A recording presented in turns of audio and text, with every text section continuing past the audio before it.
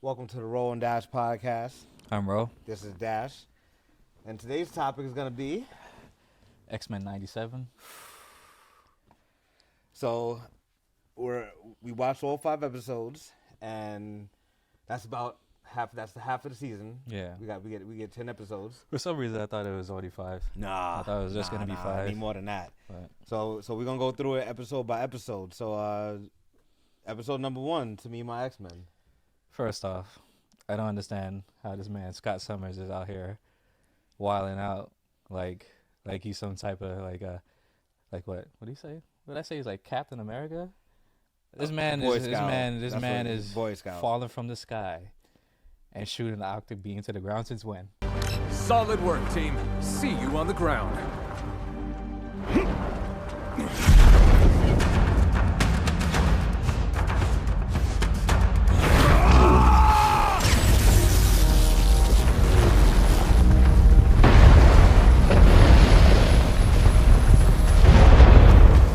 Listen. Since when? Listen. Since when? What we're not going to do is the Scott Summers slander, Since when? okay? We're not going to start the Scott whatever. Summers slander. That was... He was overjuiced. They made him seem super... Overjuiced? They made him seem super hot.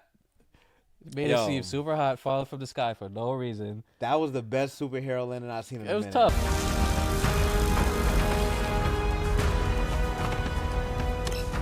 To me, my X-Men.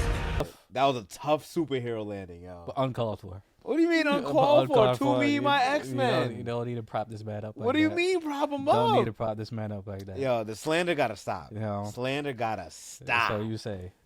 Yeah, I don't know. They don't need to prop up Scott like that.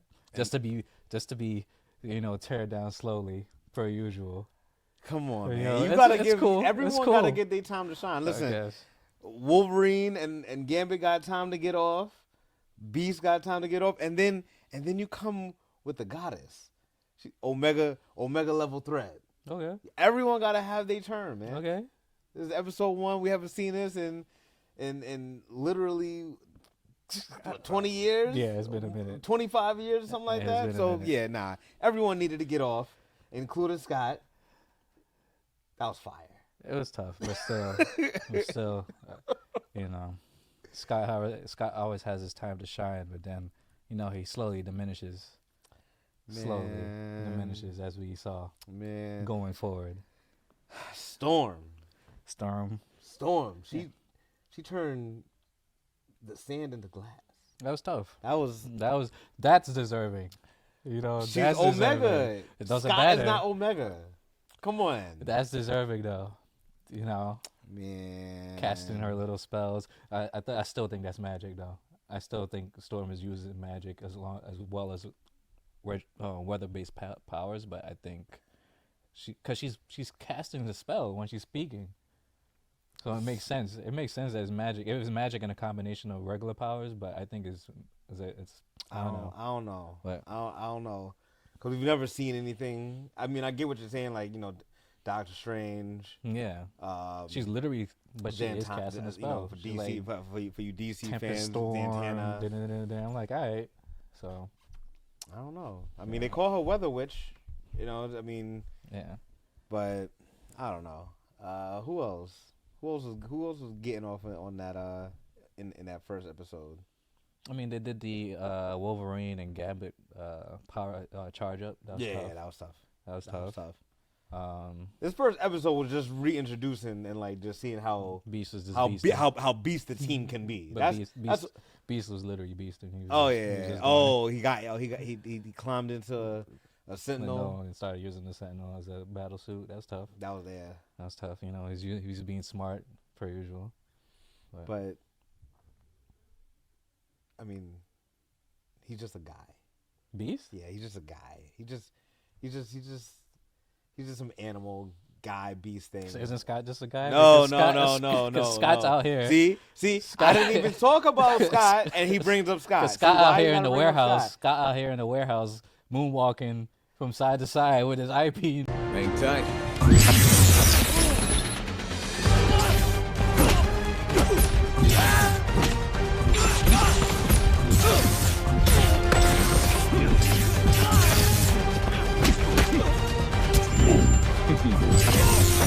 I'm like, yo, chill. Yeah, Chill. I'm using my Chill. blast for momentum. Chill. That's fire. You're doing too much, Scott. And then and then he's trying to be funny, talk about I surrender. Yeah, no, I'm punching y'all with lasers the entire time. It's like, the superhero landing. You know what it reminded me of? Marvel's Capcom 2. He can do his specials in the air, and it slowed him down. I'm boxing you up, and when I'm done, I'm throwing a concussive beam at you. Right. Come on. Well, on to the introduction of Magneto. All right, so yeah, the end of the last episode, Yeah. he came through. He said the last will and testament of Charles Xavier was for him to become the leader of the X-Men. So Because Scott can't do it. Scott has led the X-Men on many occasions, and he's a field leader, just like Cap is. Cap is a field leader. Most people deem Cap as, not the actual leader of the Avengers. Same thing with Scott. He's a field leader. I'm the captain when I'm out here. That's it. Like, why? Like, I don't understand the slander. But anyway, what did you get out of that? What did you get out of Xavier doing that? Why do you think he did that? Okay, they both had the same.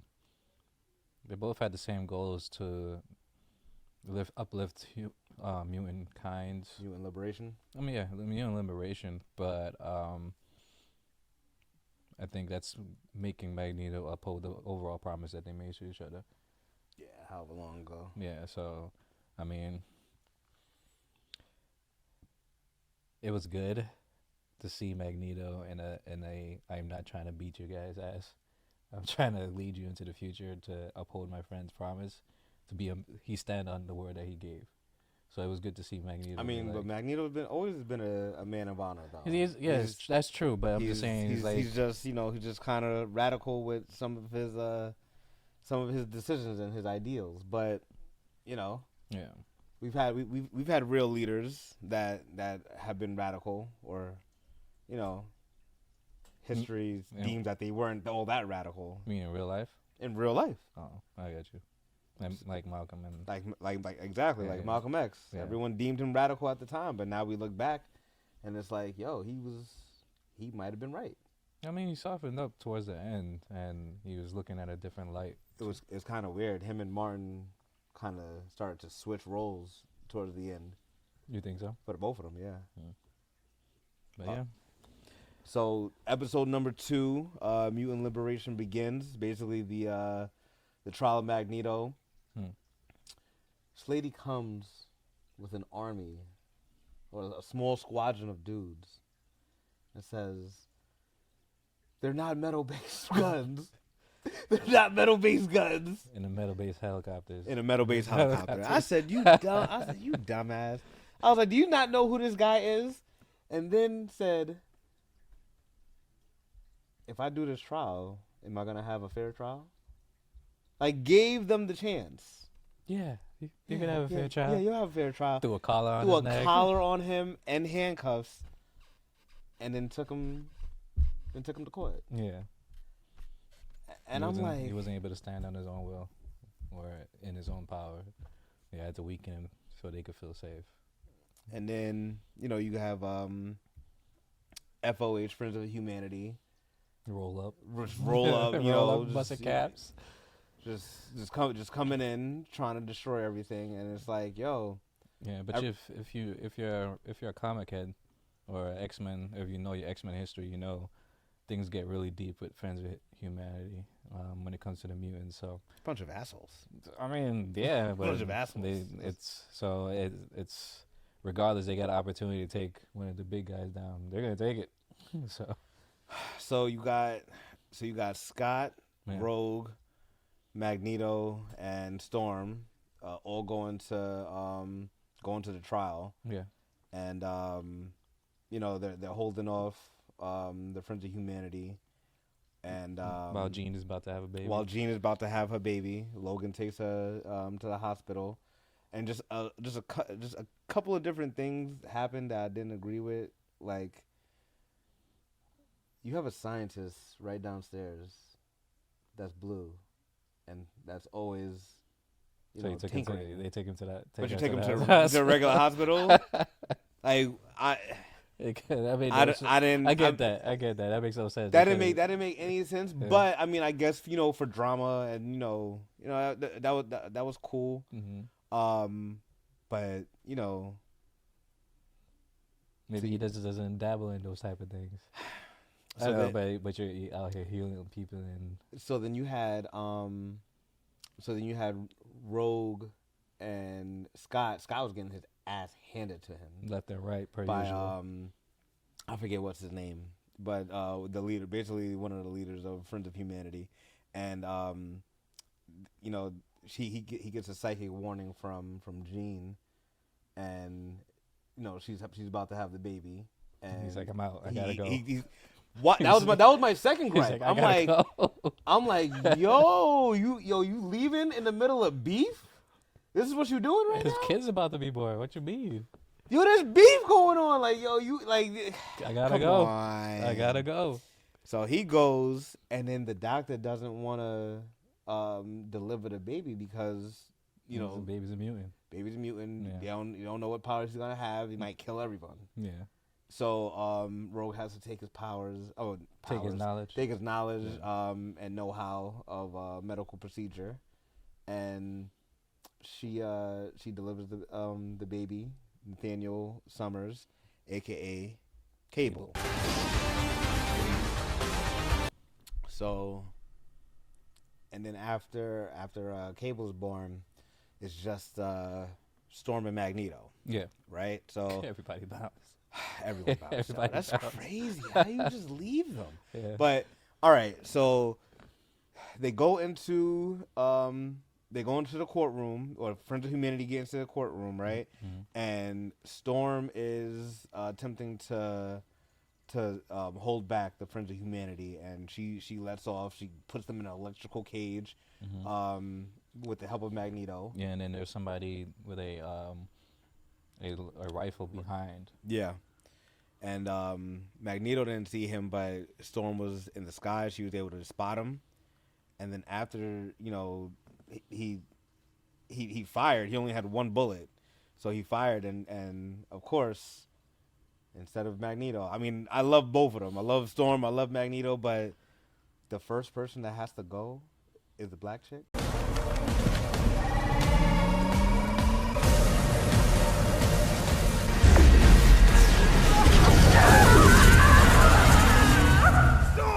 I mean, she didn't die. She just lost She her did, powers. but come on, son. I mean, mutants, you don't know how their powers actually work to an extent. Like, they can regenerate their abilities. Possibly. So we don't know. So Storm loses her powers. She loses her powers. She lost her powers due to the bullet that hit her. Or it was an energy ray, not a bullet, right? So more like an energy ray. So she dropped to the ground. She started crying because she could obviously feel like, I can't feel anything as far as what her powers would pertain to. She couldn't feel the weather. She said, I couldn't feel. She said, I can't feel the moisture. Yeah.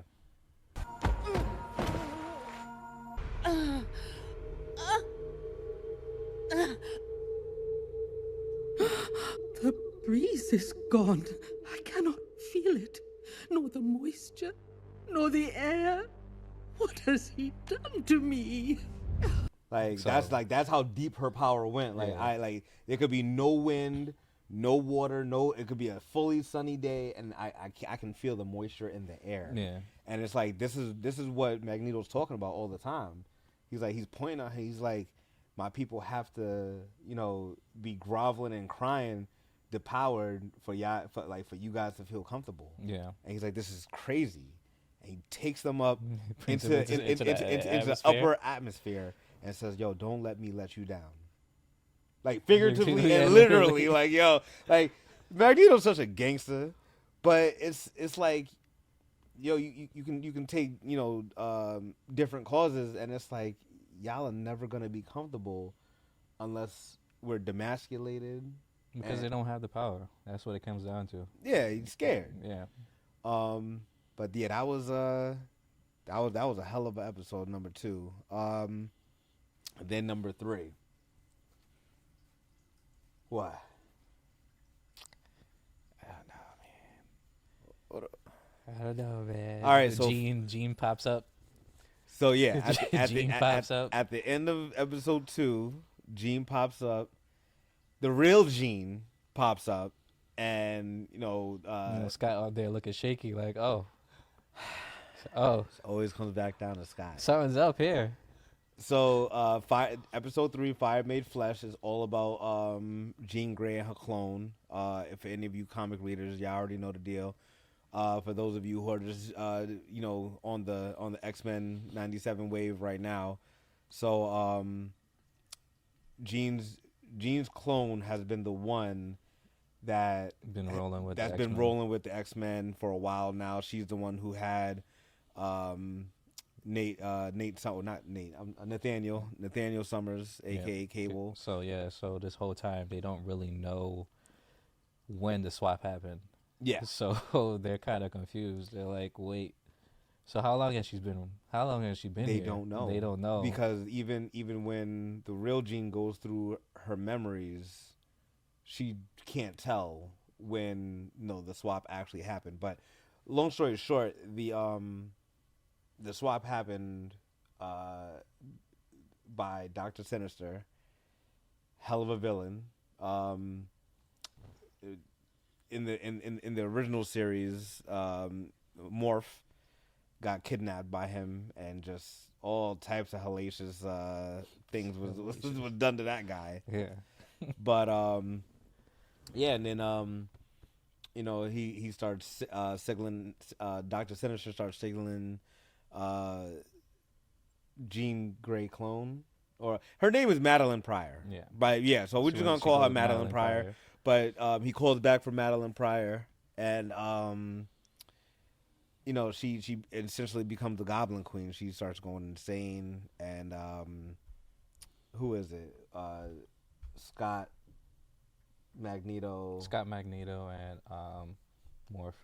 and Morph go to his castle to go try to save Cable or the baby. Yep. And to get her back, and to get Madeline Pryor back, Yeah. because the whole point was Dr. Sinister wanted a baby between the two, Jean Grey and Scott Summers, but since it wasn't happening, he made the clone, and they was gonna always produce an Omega level mutant that was so powerful it's ridiculous. Like in every timeline, you got Nate Grey, which is you got Vulcan, you got Hope Summers. Yeah.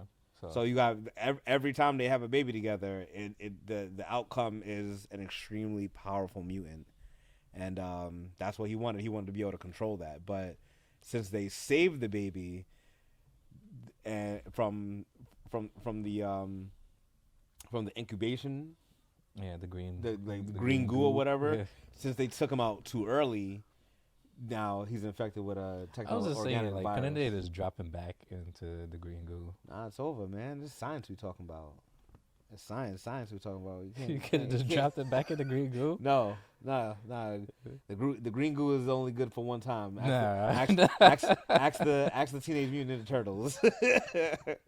But yeah. So they're going back and forth, and then the real Jean Grey has a psychic battle with Madeline Pryor. First off, but that the combos that Madeline was pulling off against Magneto, was Magneto was throwing off throwing the metal bits, and she was just going ham. I was like, her combo selection is kind of mean. I've always wondered about that fight. Like, okay, I'm the master magnetism. I can control everything on the electromagnetic spectrum, but she's not only a telepath, but she has telekinesis. Like, I can move everything, not just metal. So, like, I think it just comes down to the wherewithal and the mental fortitude. Like, Magneto's gonna win that fight every single day, because Jean Grey is known for fainting. Scott. But this is not Jean. She thinks she is. She thinks she is. She wasn't looking like it. Shit. I mean, was Jean looking like Jean when she was the Phoenix? But that's different. That's the Phoenix. The Phoenix goes ham. So That's a different entity. at all. So So they're able to get they're able to get Nathan Summers back. yeah, they were able to crack Madeline's madness. But Mr. Sinister slips away yeah, once again. I mean he's like Batman. Pretty much. He's like That's how he Batman. disappeared. He's like, He I'm- walked I'm- right I'm into the out. shadow. He's like, I'm I'm out out of here. I'm out of I'm here. outta here. This is too much going on right now. I'm messing up my plans. But so Bishop has to take Nathan Summers to Into the future because of the virus. they don't have nothing to take care of the virus in the present time. Which is why you see the metal arm that Cable has. That metal arm is the techno virus trying to take over his body. But yes, fire made flesh. And then we get into episode 4. Not my favorite. It was a 2-part. So what I think happened was, all right, so the name was Motindo / Life Death, right? Yeah. And what I think ended up happening is they had a small slice of life episode. They wanted, because we really haven't been getting much of Jubilee. And Jubilee was the main character for the original series. Yeah. No, for the original series, she was the main character. It started off with her, and the whole first series is through her perspective. Oh, got you. So, I can't recall most of it. I didn't watch, from season 1 to season 5. It's choppy for me too. Mm-hmm. But I watched majority of it, and but yeah, Motindo basically Mojo. He gets his powers from viewership. That's so stupid. That is so stupid. He was the modern day YouTube, yo. I get it. He was the modern day YouTube. I was watching. I was like, yo, why he get so beefy so quick? Yeah. That was a bit annoying. I was like, yo, what's happening right now? What's going on? So she goes through. So he pulls her and Sunspot into a whole video game. And X-Men one of the original X-Men games, and she just basically has to relive all of the past series events. Yeah. And they can't die in the game. Yeah, if they die in the game, they die in real life. But they do get stuff like extra lives and that was given to them because he wasn't trying to do that. It kept happening by accident. That was funny though. Yeah, that was funny. But a character ends up saving Jubilee and Sunspot, and we find out that it's old Jubilee. It's old Jubilee, but it's because she's a copy that Mojo made. And that stored herself into the game. game. Was able to slip out into the dark parts of the game. Yeah, and was able to help save. So what I think ended up happening, they made that episode and they didn't have enough content for the 30 minutes. And it is the and then you get into the Life Death, which is Storm and Forge, and that's really slice of life. Yeah. That's her, living without her powers and trying to figure out like what she's gonna do, and Forge trying to help her, and then he puts her in some sort of machine. She tries to gain her abilities back. It didn't work out. Had her out there looking like a fool talking to the skies. Damn. But then she got upset. Why did she get upset again? Because Forge is the one.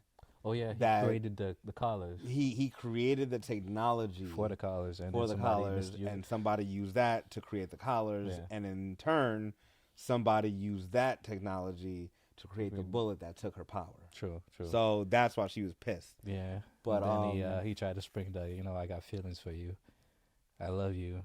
Slapped him. She was like, I'm out. I'm out. You can't do that. She's a goddess. Do you not like? I'm not mad at him shooting a shot. I'm not mad at him. Yeah, but you can't just. I think that was something that you should have ever took. It was like 2 years. It was like what, 2 days? And then he was like, yeah, and then she's looking at it. She's like, yeah, he's like, yeah, I created Why am I this. gonna wait 2 years to shoot my shot? I'm shooting my shot Really, as soon but as I see you. do you realize that you were the one, or you're possibly responsible in a line of other people that created the thing that took my ability? If I got enough game, she not gonna care about that anyway. Apparently, you don't.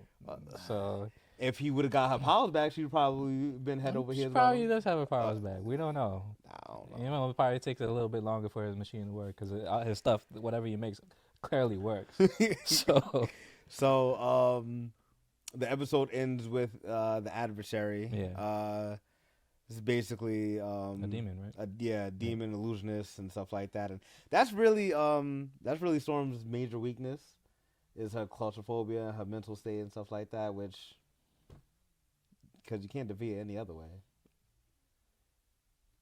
You're right. I don't know. You can't defeat her any other way. She's Like strictly overpower. I mean, who's overpowering her? I mean, there's people that cannot. It has to be a telepath. I mean, there's other people in the world other than mutants.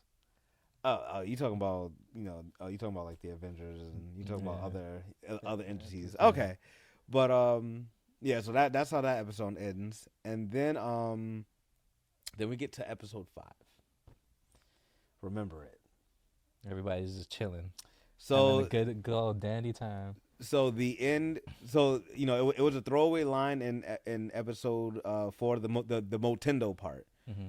Good, great pun on Nintendo, by the way. But so Sunspot said that Genosha has become a part of the UN. So now the mutant continent is officially a part of the United Nations, and this is what we explore in episode 5. So Magneto, Gambit, and Rogue go to Genosha, and Magneto's invited, and they see how life is. This is technically for them is back in '97. Mm-hmm. So Gambit is noticing some inflated prices, $10 for an apple and stuff like that. We get to see that's hefty. It is hefty. That's for one apple. One apple. But we get to see a lot of people's fan favorite is Nightcrawler. Mm-hmm. So he's getting in there. But my biggest thing is when they're going through the market, like you can put the video in 0.25 speed and you can see a slew of different mutants, and like they're all comic book accurate no matter how big or small. I think that was extremely good. You had was it Emma Frost? Yeah, you had Emma Frost about part of the Hellfire Club with Sebastian Shaw, Black King and White Queen. And it was just a good time.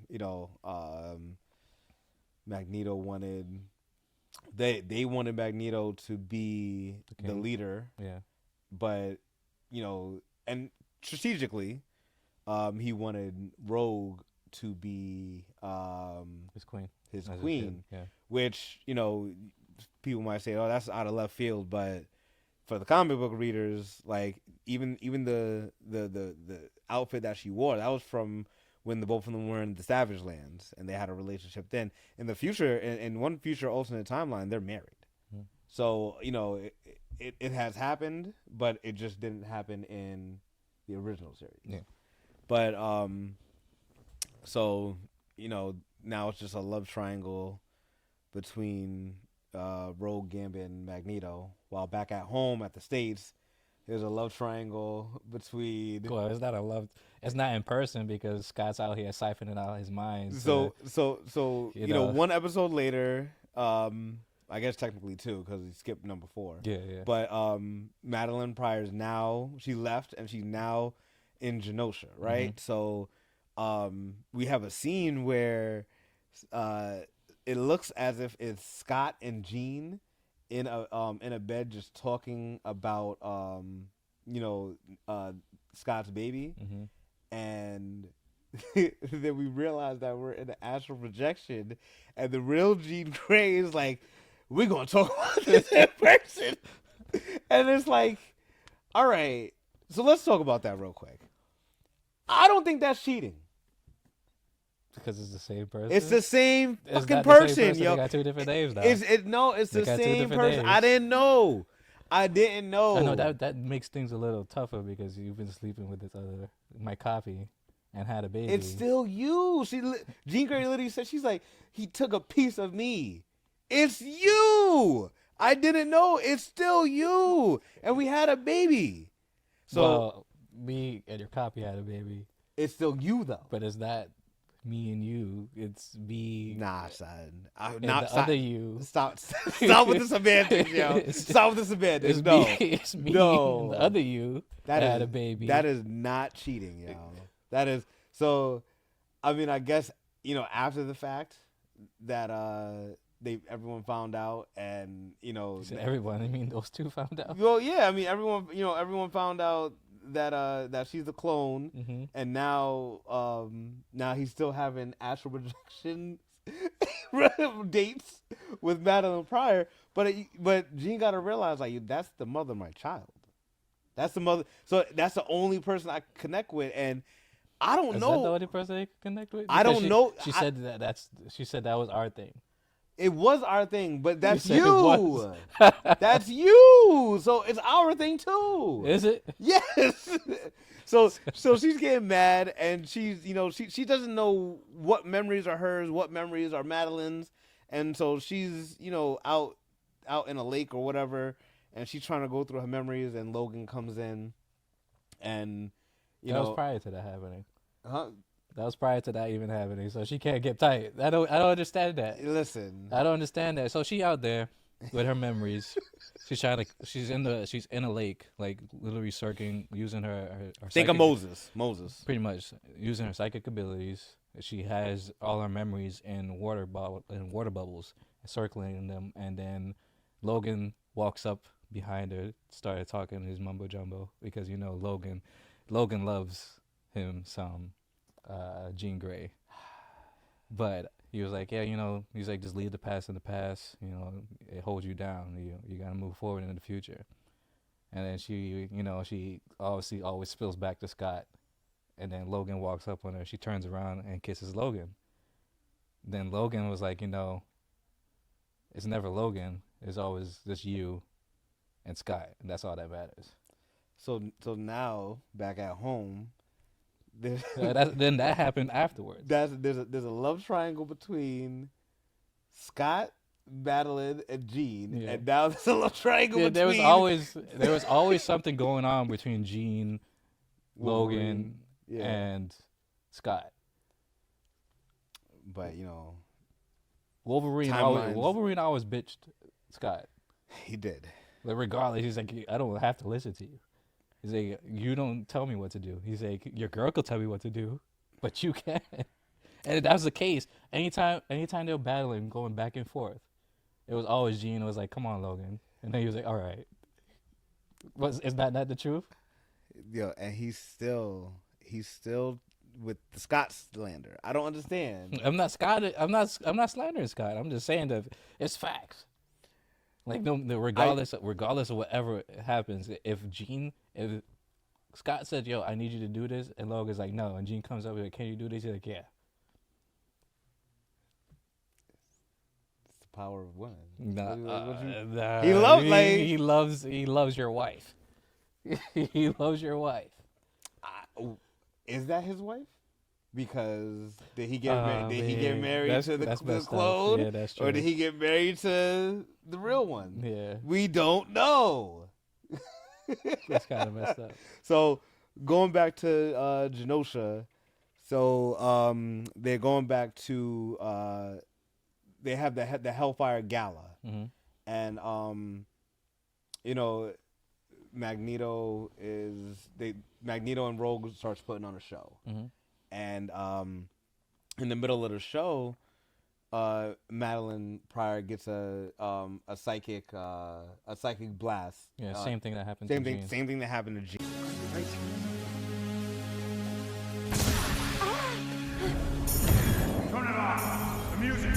Yeah, Gambit ended up walking off because he's seen that Magneto and Rogue were able to touch, which was pretty much part of the highlight why she said that they can't be together because. I mean, she wanted what she wanted in the moment. Yeah. She's like, she wanted to be able to touch somebody, and you know, but what she didn't understand was, you know, some things are more than just, you know. I mean, that's skin. and that's the same thing that Gambit said. He's like, yo, you're gonna eventually see that some things go deeper than touch, like, but it didn't resonate. So you know, she made her decision, and he was like, I'll be your friend for now. So alluding to, you know. So yeah, while Magneto is fondling Rogue in the air, that's when Madeline Pryor gets the psychic shock. You know, she starts seeing visions. Yeah. And then she runs outside. Yeah, like she leaves a pool of blood on the floor, which is like weird. I was like, nobody else picked up. I mean, music is blasting, everybody's having a good time, so nobody's gonna really. So once she's outside, who does she see?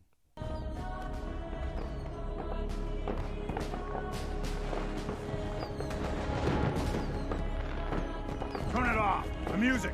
Get everybody out.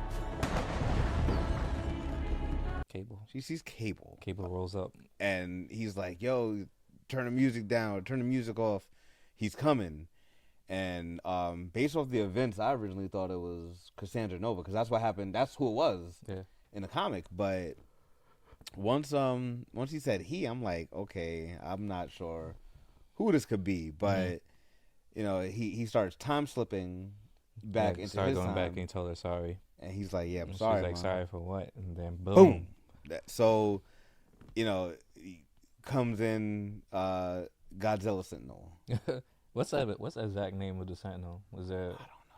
Yeah, but that Sentinel was just Godzilla Sentinel was just dropping off. First, Godzilla Sentinel was just blasting whoever, and then on top of that was dropping off additional Sentinels. You know what it looked like? You remember World of the Worlds, the one with Tom Cruise, when the aliens first came, and it was just blasting everybody, just zapping, and they just turned into dust. That's what was happening to those mutants, yo. Yeah, it was bad. Yeah, like it like they didn't stand a chance. Yeah, they didn't see it coming. Like their guard was dropped. So I mean, they just got into UN. Like, I'm trying to have a party too. Everything was good. Yeah, that's true. But yeah. So this huge Sentinel is killing everybody. Banshee is flying with Marrow, and go get to the garden. I guess the garden is like the safe haven. Yeah. Get to the garden. Bam. Yeah. Done. Finished. You're like donezo. Yeah. And you're just seeing a lot of that. So Magneto, you know, as the leader that he is, he's like, yo, Gambit, you go get the Morlocks. Rogue, you know, you go give him support, and I'll hold the Sentinel back. So he starts fighting the Sentinel. The Godzilla Sentinel. Yeah. And he takes out a train and is whipping them. And that's like, yo, that's from the original. That's basically that symbolization from the original series, because back in Genosha, it was like it was like a slave state, and they had the mutants had the collars on, and they would get whipped. So it's like, yo, that's a perfect callback. Like, you know, I'm using the train as a whip. Yeah. All meanwhile, the Morlocks are like, yo, no one's coming for us. Yeah, the X-Men won't save us. Yeah. In comes Gambit. Yeah. with the Xmen theme. Yeah. Mutants located.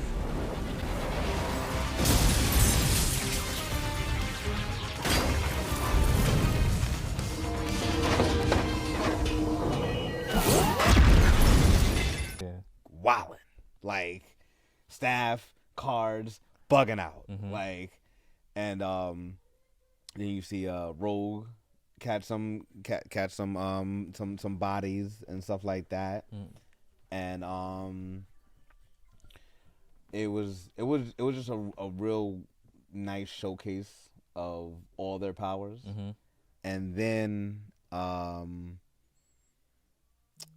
then like they're able to save the Morlocks, and as they come out, Magneto's getting he's getting pushed back. He's getting pushed back, Yeah. and he gets Gambit comes in with the smooth save, and then Magneto has leech on him, Mm-hmm. and the Sentinel, the Godzilla Sentinel, is like Omega level threat detected, and it was like, yo, what is about to happen? Magneto is like, yo, he in his native tongue tells Leech, don't be afraid, and that's the last we see of them. We don't know if they're alive, they're dead. It's looking bad. Yeah. And then Rogue in anger because of she has her feelings towards Magneto charges directly at the Sentinel, this Godzilla Sentinel, and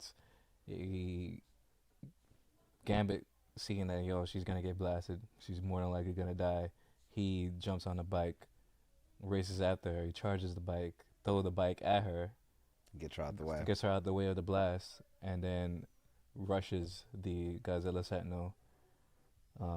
What was the line that he said?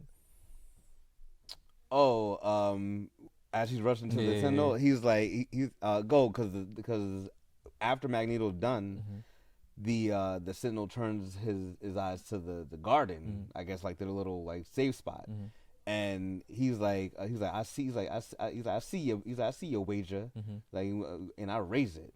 He's charging at this Sentinel, he is gangster. Yeah. The name's Gambit, mon ami.